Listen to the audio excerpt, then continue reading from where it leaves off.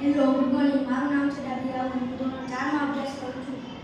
અહીંથી મારા મિત્રો અને વડીલો મારા ખૂબ હું આજે તમને સિંહ અને ઉંદર વિશે વાર્તા કહીશ. એક મોટું જંગલ હતું, જેમાં એક સિંહ રહેતો હતો. તે એક જંગલમાં એક ઝાડ નીચે સૂતો હતો.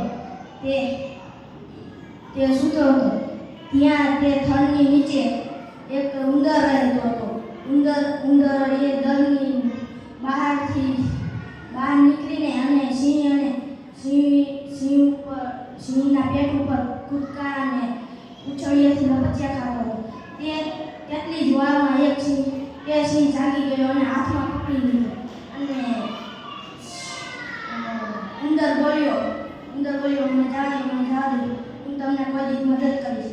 સિંહ તે સાંભળીને હસવા લાગ્યો, તે રીતે હસવા લાગ્યો અને તે ઉંદરને છોડી દીધો.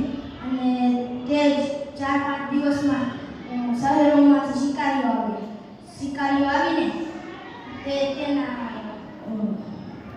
સિંહની ગુફાની બહાર ઝાડ ફસાઈ દીધી.